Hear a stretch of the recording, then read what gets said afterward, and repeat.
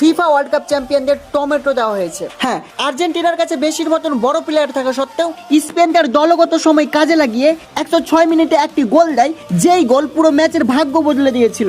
ফেরান তোরাসের এই গোল স্পেনকে 16 বছর পরে আবার বিশ্বকাপ হাতে তুলে দিয়েছিল। তবে স্পেনের বিশ্বকাপ জয়ী দুই ফুটবলার ফ্যাবিয়ান রুইস ও গ্যাভি নিজ শহরে ফেরার পর এমন সংবর্ধনা পেলেন যা খুব কম খেলোয়াড়ের ভাগ্যেই জোটে। তারা তাদের নিজ শহরে ফিরলে সেখানকার স্থানীয় কৃষকরা তাদের ওজনের সমপরিমাণ টমেটো উপহার দেয় তাদের, কারণ তাদের শহর লস প্যালাসিওস ই ভিয়া ফ্র্যাঙ্কা স্পেনের অন্যতম বিখ্যাত টমেটো উৎপাদনকারী অঞ্চল। তাই এই টমেটোগুলো শুধু উপহার ছিল না, এগুলো ছিল নিজের মাটির গর্ব আর কৃতজ্ঞতার প্রতীক। এছাড়াও শহরের দুটি স্টেডিয়ামের নামও বদলে রাখা হয়েছে তাদের নামে, ম্যারিসমাস স্টেডিয়াম ও সান সেবাস্টিয়ান স্টেডিয়াম, যেখান থেকে তারা ফুটবলের প্রথম স্বপ্ন দেখতে শুরু করেছিলেন। সেই দুটি স্টেডিয়ামের নাম বদলে রাখা হচ্ছে তাদের নামে। এর আগেও 2010 সালে যখন স্পেন প্রথম বিশ্বকাপ জিতে, তখনও সেখানকার প্লেয়ার হেসুস নাভাসকে একইভাবে সম্মান প্রদর্শন করেন সেখানকার বাসিন্দারা।